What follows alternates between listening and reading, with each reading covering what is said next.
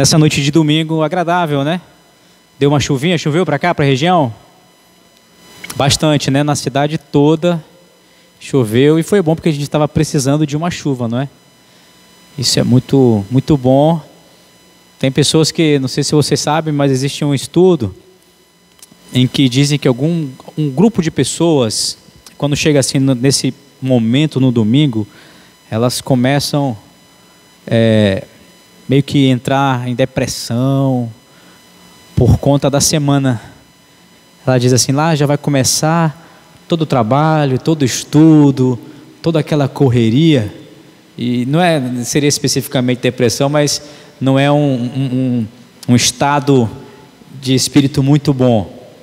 O domingo, ele deve ser para nós, nesse momento, um momento tranquilo, onde nós vimos até a casa de Deus, nos encontramos com Ele, Ele fala conosco através da sua palavra. Algumas pessoas, algumas famílias saem para algum lugar, vai comer alguma coisa, outras vão direto para casa, mas o mais importante é que nós comecemos, sob essa perspectiva, na presença de Deus. Porque nós sabemos que a semana começou para nós ontem à noite, não foi isso? No primeiro dia da semana. Hoje a gente já está no segundo dia, né? De acordo com a Bíblia, estamos já no segundo dia. E hoje eu irei utilizar o microfone. Semana passada eu não usei, eu acho que está melhor assim, não está, irmãos? Tanto faz, mas o nosso irmão está gravando, porque ontem ele gravou e não ficou muito boa a gravação, tanto na rádio quanto no YouTube. Então, nós estamos aqui falando com o microfone. Vai ter início um evangelismo, não é isso? Na quarta-feira, não é? Nós havíamos programado para fazer nos domingos à noite desse mês, mas em tese essa é a nossa última noite, não é? Vamos aí ficar na metade do caminho para a conclusão desse curso, né, sobre profecias. Pode ser que num outro momento, num momento breve, nós consigamos concluir. Quem sabe a gente pode pegar, irmão, uma tarde de sábado, JA, entendeu? A gente conclui o que falta, que também não pode ficar muito demorado a distância entre um e outro. O mais importante é essa linha de raciocínio, tá bom? Hoje nós iremos falar sobre Apocalipse 4 até Apocalipse 11. Vamos estudar o trono, o cordeiro e os juízos. Na semana passada estudamos Apocalipse 1, 2 e 3, a abertura do livro de Apocalipse, as 7 igrejas, e nós então entendemos que as 7 igrejas, elas representam períodos históricos. Ao longo da história foram ocorrendo eventos, essas igrejas então assim representam. Estudamos que aquelas cartas às 7 igrejas foram escritas em um contexto imediato, ou seja, rápido, para aquelas igrejas que viviam naquele momento ali. Essa é a primeira aplicação que houve, uma aplicação histórica. A segunda, está tudo certo aí, irmão? Oi? É isso mesmo. A segunda aplicação é uma aplicação profética. Os períodos históricos que cada uma dessas igrejas representam. Uma terceira aplicação eu posso chamar de aplicação espiritual. Não é porque nós estamos vivendo no período profético que é representada pela igreja de Laodiceia, representado pela igreja de Laodiceia, que eu não posso, por exemplo, pregar um sermão sobre Pérgamo, Esmirna, Éfeso. Não é isso. Eu posso sim, e tem muitas verdades dessas igrejas. Então, são essas 3 aplicações. Eu trouxe aos irmãos também algumas divisões do livro do Apocalipse. Eu expliquei basicamente 2. Essa primeira, que divide o livro do Apocalipse em 2, é mais um conjunto de interpretações que eu entendi por interessante fazer. Alguns autores, por exemplo, eu gosto muito da divisão em que ocorre um evento no céu e depois na terra. Isso nós já vimos na semana passada. Apocalipse no capítulo 1, um evento que ocorre no céu. Depois nós temos um evento que imediatamente ocorre na terra, as 7 igrejas. Hoje a mesma coisa, nós iremos ver um evento que ocorre no céu, Apocalipse 4 e 5, e depois a partir do capítulo 5 até o 11, nós teremos eventos que ocorrem aqui na terra. Os 7 selos e as 7 trombetas. Apocalipse 12, então, é um evento que ocorre no céu. A briga, a luta, a batalha entre Miguel e os seus anjos contra o dragão. E na sequência nós temos Apocalipse 13 e 14, onde tem-se os eventos aqui na terra. Essa é uma divisão entre os eventos que ocorrem no céu e na terra. Isso segue até o final do livro. Apocalipse 21, por exemplo, nós temos o milênio, o evento que ocorre na terra, e depois nós vamos para Apocalipse 21, o evento que ocorre no céu, e 22 finaliza na terra.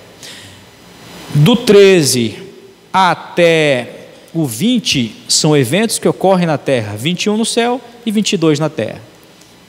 Essa é uma divisão que eu acho muito interessante. A segunda divisão é a divisão dos períodos históricos. Até o capítulo 11, há uma repetição entre igrejas, selos e trombetas, de momentos históricos em que eles estão relacionados. Eu tenho aqui uma tabela bem grande, eu espero que nós consigamos hoje, dessa série de estudos que são 4 mensagens, essa é a mais longa, de hoje é a mais longa. Como eu comentei com vocês na semana passada, eu fiz um curso na minha igreja e foram 8 mensagens. Então eu tive mais tempo para aprofundar. Aqui nós iremos passar de uma forma mais rápida, ok? E nessa divisão em que nós temos do capítulo 1 até o capítulo 11, eventos históricos que estão relacionados, igrejas, selos e trombetas, que vai desde a igreja primitiva, cristã, originária, até a volta de Jesus. De Apocalipse 13 em diante, refere-se ao tempo do fim e o cumprimento das últimas profecias. Inclusive, se nós tivermos a oportunidade, nós vamos ver se as pragas são literais ou não. Eu me lembro que quando eu preguei na igreja, porque lá na minha igreja eu fiz assim, da mesma forma que eu estou fazendo com vocês, nos domingos à noite, 4 sermões, e paralelo nos sábados, foram 8 mensagens. Quando eu preguei na igreja, o tema das pragas foi bem interessante. Alguns levantaram a mão, entendendo que é literal, outros não. Qual é o nosso propósito nesses nossos encontros, a partir do convite do nosso irmão? O propósito é o de nós termos uma visão mais clara do livro do Apocalipse. Não temos aqui a ambição de esgotar, obviamente, todo o conteúdo, porque isso é impossível. Ontem mesmo, uma das irmãs da minha igreja, que participaram desse curso de 8 mensagens, inclusive foi bem legal, na sexta-feira agora, tivemos lá uma formatura, foi o pastor do Novo Tempo, o irmão esteve lá, conosco, receberam o certificado, eles colocaram roupa de formatura, foi bem legal. E ontem ela me perguntou: Adriano, eu estou dando estudo bíblico, e o que significa Gog e Magog? Porque a minha estudante, ela perguntou e eu não soube responder para ela. Ou seja, a despeito, apesar de nós termos estudado todo o livro de Apocalipse, e ela, por 2 vezes, esses detalhes, eu falei de forma rápida, mas obviamente não ficou fixado. O que eu quero dizer com os irmãos, para os irmãos? o que eu quero é que os irmãos, eu foco muito nessas estruturas. E o meu objetivo é que os irmãos, ao abrirem o livro do Apocalipse, tenha pelo menos essas duas estruturas em mente: evento no céu, evento na terra. Evento no céu, evento na terra. E essa outra estrutura, a primeira parte profética, a segunda parte literal, acontecimentos que vão até os últimos dias, ok? Quero convidar os irmãos então a abrirem as suas Bíblias em Apocalipse no capítulo 4.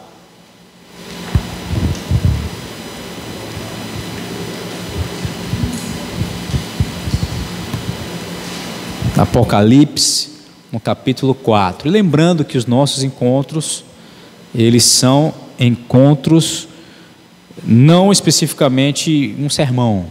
Você pode levantar sua mão, se você tiver com dúvida pode falar. Aquilo que eu disser aqui, eu gostaria que você não tivesse dúvida. Então, fique à vontade para participar, caso você queira. Todo mundo achou Apocalipse 4? Vamos orar então.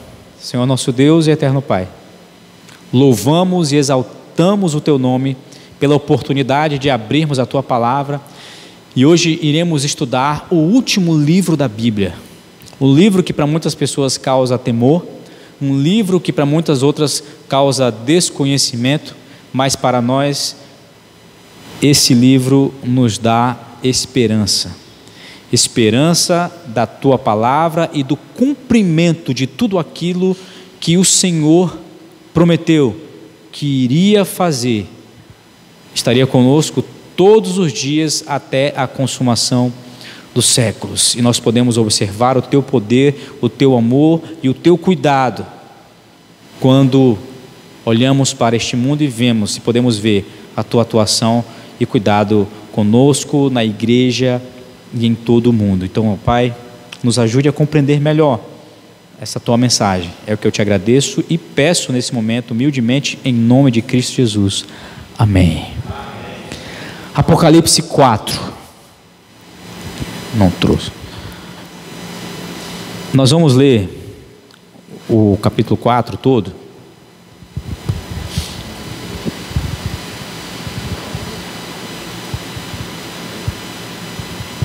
Deixa só eu abrir aqui.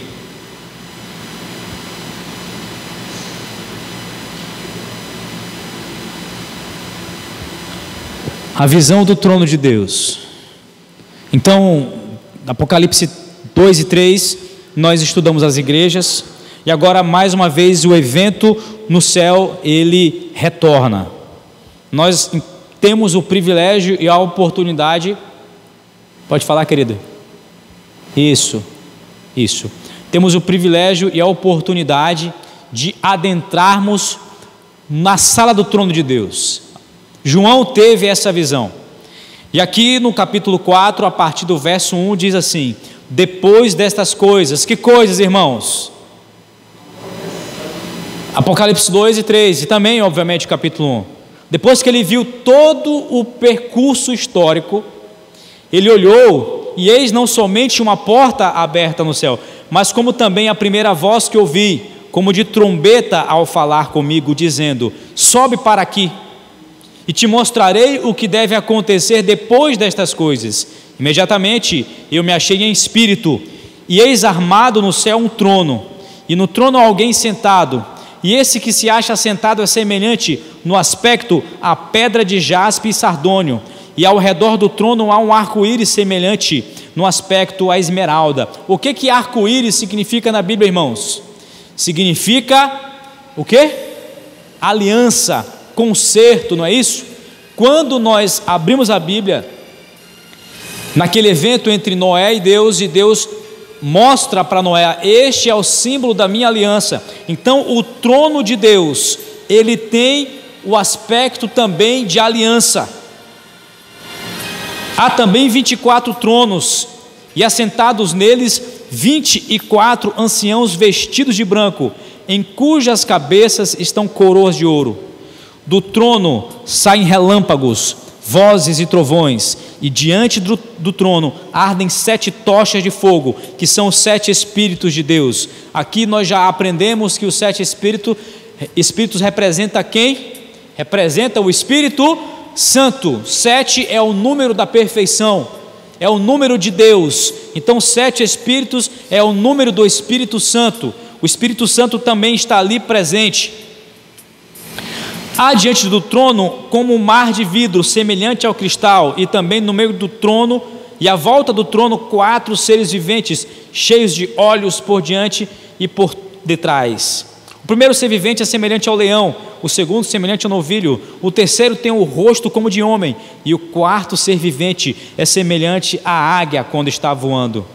E os 4 seres viventes, tendo cada um deles respectivamente 6 asas, estão cheios de olhos ao redor e por dentro, não tem descanso, nem de dia nem de noite, proclamando: Santo, Santo, Santo é o Senhor Deus, o Todo-Poderoso, aquele que era, que é e que há de vir. Nós vimos também essa expressão em Apocalipse 1, aqui mais uma vez se repetindo: quando esses seres viventes derem glória, honra e ações de graças aos que se encontram sentado no trono, ao que vive pelos séculos dos séculos, os 24 anciões prostrar-se-ão diante daquele que se encontra sentado no trono, adorarão e que vive pelo século dos séculos, e depositarão as suas coroas diante do trono, proclamando: Tu és digno, Senhor e Deus nosso, de receber a glória, a honra e o poder, porque todas as coisas tu criastes. Sim, por causa da tua vontade vieram a existir e foram, o que, irmãos? Criadas. Vamos avançar no capítulo 5. Vi na mão direita, porque aqui é muito importante. Vi na mão direita aquele que está sentado no trono, um livro escrito por dentro e por fora, de todo selado com 7 selos. 7 é o que? Símbolo da completude, da perfeição. Quando ele diz que ele tem 7 selos, é porque esse livro está de fato completamente selado. Não é possível saber o conteúdo desse livro. Vi também um anjo forte que proclamava em grande voz: quem é digno de abrir o livro e de lhe desatar os selos? Ora, nem no céu, nem sobre a terra, nem debaixo da terra, ninguém podia abrir o livro, nem mesmo olhar para ele. E eu chorava muito, porque ninguém foi achado digno de abrir o livro, nem mesmo de olhar para ele. Todavia, um dos anciãos me disse: não chores. Eis que quem, irmãos? Até agora apareceu quem? Aquele que era, que é e que há de vir. Quem é esse? Deus o Pai. Nós vimos os 7 espíritos, que é quem? O Espírito Santo. E agora então a figura de Cristo aparece. E como é que ele era? Não chores, eis que o leão da tribo de Judá, a raiz de Davi, venceu para abrir o livro e os seus 7 selos. Então vi no meio do trono e dos 4 seres viventes, e entre os anciãos de pé, um cordeiro como tendo sido morto. Ele tinha 7 chifres, bem como 7 olhos, que são os 7 Espíritos de Deus enviados por toda a terra. Veio, pois, e tomou o livro da mão direita daquele que estava sentado no trono. E quando tomou o livro, os 4 seres viventes e os 24 anciões prostraram-se diante do cordeiro, tendo cada um deles uma harpa e taças de ouro cheias de incenso, que são as orações dos santos, e entoavam um novo cântico, dizendo: o que, irmãos? Digno és de tomar o livro e de abrir-lhes os selos, porque fostes morto e com teu sangue comprastes para Deus os que procedem de toda tribo, língua, povo e nação. E para o nosso Deus os constituíste reino e sacerdotes, e reinarão sobre quem, irmãos? Sobre a terra.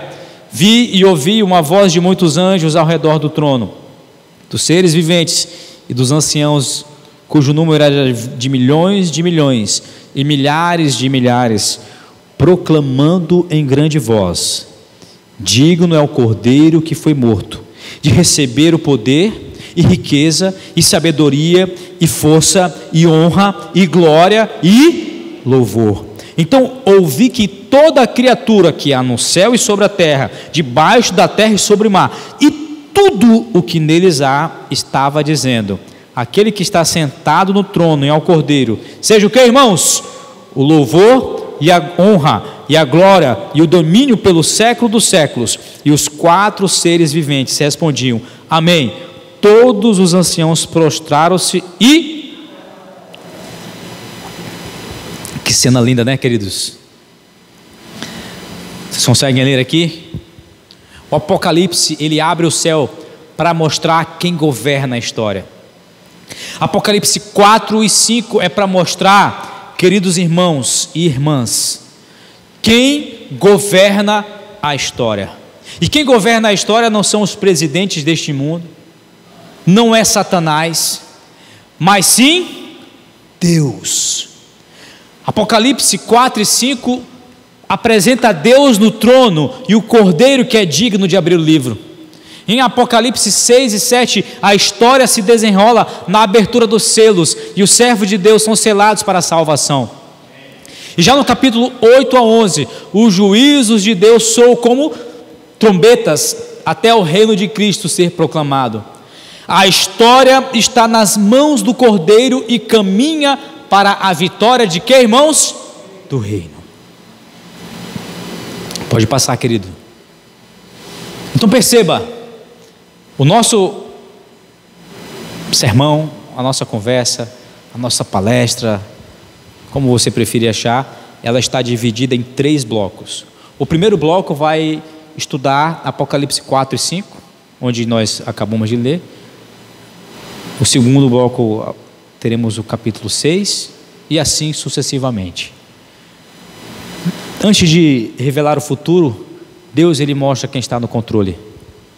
Deus, o que é aquele livro? Nós não temos tempo aqui para nos aprofundarmos.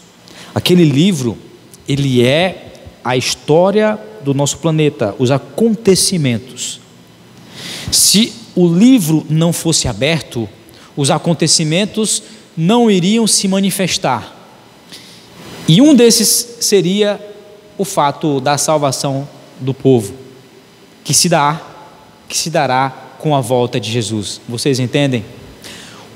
Todos os acontecimentos estavam simbolicamente sendo demonstrados naquele livro, que aquele livro ele precisava ser aberto para que aqueles acontecimentos pudessem iniciar no decorrer e no desenrolar da história.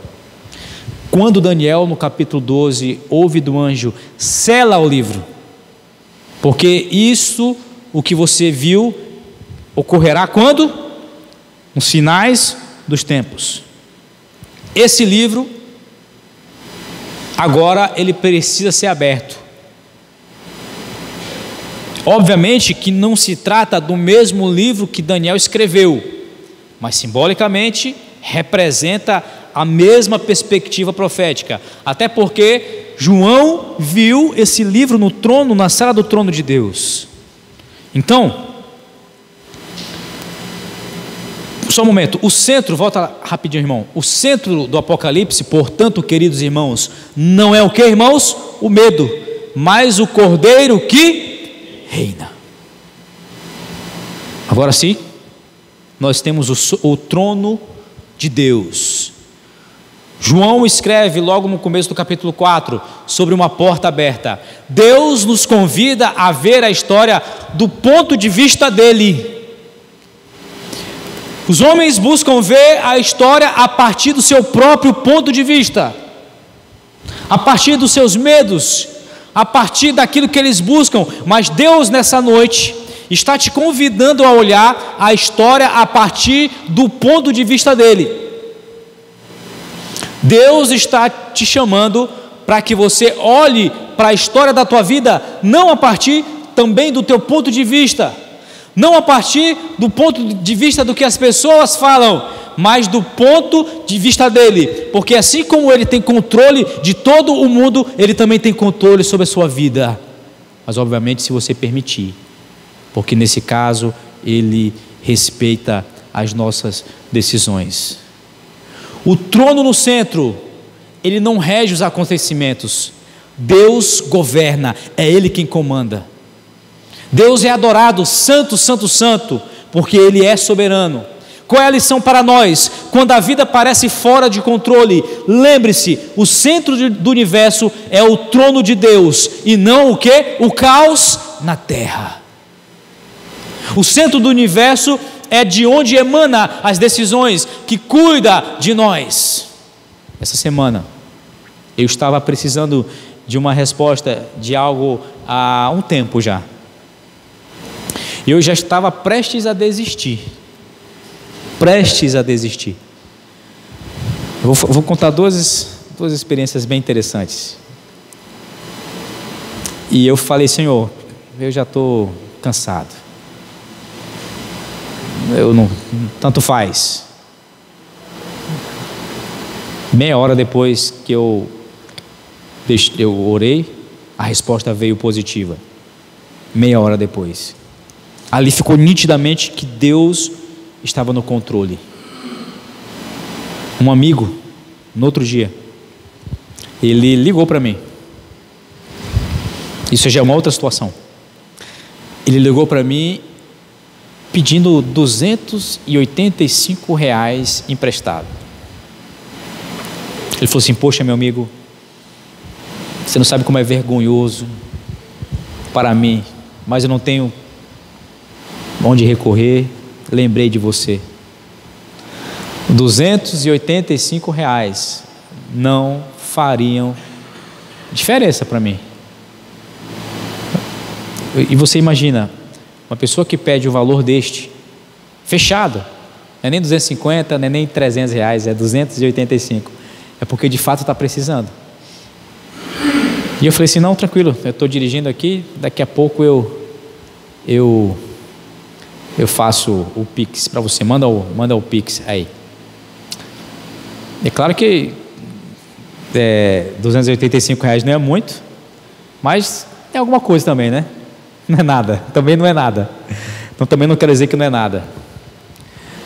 Antes de eu fazer o Pix para esse meu amigo, um outro amigo me mandou mensagem: Adriano, manda aí teu Pix. A gente trabalha em parceria na advocacia. Aí já tinha um cliente que já tinha um tempo que ele não pagava. Fulano quer te mandar R$1.000 aí. Olha aí. Eu tive duas lições aqui, irmãos. Quando você deixa eu ver se eu vou conseguir aqui expressar. Mas quando eu poderia muito bem dizer para o meu amigo que eu não tinha, entendeu? E eu não teria nenhuma obrigação de dar a ele. Mas diante de tudo que eu já falei para vocês, eu falei: não. E era para o filho dele. Ele falou: meu filho está doente, precisa fazer uns exames e tal. Quando você doa e quando você é bênção na vida das pessoas, Deus, Ele te abençoa para você ser bênção mais ainda na vida das outras pessoas, entendeu? Eu não sei se vocês entenderam o que eu quis dizer com relação a isso. E quando esse meu amigo falou assim: Adriano, manda teu Pix aí que o fulano quer te mandar R$1.000, foi mais uma vez uma confirmação de que Deus, Ele tem cuidado de mim, desse meu amigo que está do outro lado do país, e de que o centro do universo é o trono de Deus e não o caos que nós estamos vivendo aqui nessa terra. Deus, Ele controla as estações. Lá no Paraná nós vimos agora, não foi o quê? Foi um tufão, não foi? Que destruiu muitas casas. Queridos, o planeta está demonstrando na política. Ano passado foi no Rio Grande do Sul. Nós não estávamos acostumados aqui no Brasil a lidar com essas questões climáticas. O mundo está mostrando que o que Deus havia revelado está se cumprindo. E eu não estou aqui querendo fazer escândalo. Eu não estou aqui querendo fazer nenhum tipo de alarmismo, mas apenas demonstrando o cumprimento das profecias. O cumprimento das profecias. Próximo, querido. Então perceba. Próximo. Nós temos agora no capítulo 5 o livro na mão direita de Deus. O que representa então esse livro, queridos irmãos? O plano divino para a história e para o juízo. João chora, por quê? Porque sem Cristo não há esperança e nem justiça. Quais são os selos da sua vida que parecem não ter solução? Quais são os selos que está faltando serem quebrados? Vocês já viram como era o selo dos livros dessa forma simbólica? Eu acho que até tem aqui, não sei se vai aparecer aqui, mas eu acho que sim. Mas é como se fosse uma cera, não é isso? E vinha ali um carimbo. Era uma forma inclusive de guardar a confidencialidade. Geralmente uma pessoa importante que fazia isso. Então, se a pessoa que recebesse visse o selo quebrado, é porque provavelmente a pessoa leu. Então, o selo é exatamente isso: é de um remetente a um destinatário. E quando se rompe o selo, sabe-se o conteúdo. Na nossa vida pode ser que tenha algumas coisas aqui, e inclusive os irmãos de outras denominações utilizam a palavra amarrada. Alguém já ouviu essa palavra? Você está amarrado, tem alguma coisa amarrada na sua vida, não é isso? Tem alguma coisa que está te segurando. Mas se existe algum selo da sua vida que parece não ter solução, eu tenho alguns. E nesse mês já Deus demonstrou alguns traços, que não são nenhuma dessas duas experiências, porque elas são pequenas, alguns traços de que eles têm o controle da minha vida. Deus, Ele não se preocupa apenas com as coisas grandes, apenas com os grandes governos, com as grandes catástrofes climáticas, mas Deus também se preocupa com as coisas íntimas, que muitas vezes você sequer compartilha com outras pessoas. Ele sabe muito bem o que estava passando. Não foi Natanael que estava orando antes de conhecer Jesus, e Jesus falou assim: olha, eu te vi ali orando. Deus, Ele conhece o profundo da nossa alma. Existem alguns selos que ainda não estão desatados, porque ainda não é o tempo desses selos serem desatados, mas não tenha dúvida, Deus, Ele cuida da sua vida, assim como Ele sempre cuidou ao longo da história de todos os crentes, de todos os nossos irmãos. Próximo, querido. Então o cordeiro aqui, ele aparece como digno. Não chores, o leão da tribo de Judá venceu. João vê um cordeiro como morto, a vitória pela cruz e não pela força. Os 7 chifres e os 7 olhos é a plenitude do poder do Espírito Santo. Só Jesus pode abrir o livro, porque Ele conduz a história e também o juízo. Então a adoração, ela deve ser a nossa resposta. Existe uma música de uma cantora, Cassiane. Vocês conhecem essa cantora? Alguém já ouviu falar dessa cantora? Eu não sei aqui especificamente um hino que ela tem. É um hino antigo, é um hino bonito. Então ela vai dizendo assim: então louve, está chorando, louve, não é isso? E assim vai, louve. E então o nosso dever é o que, irmãos? É louvar. Está passando por dificuldade? Louve. Porque talvez o seu pior dia seja o melhor dia que muitas pessoas gostariam de ter. Pode ser que você esteja com o talão de luz atrasado. Tem pessoas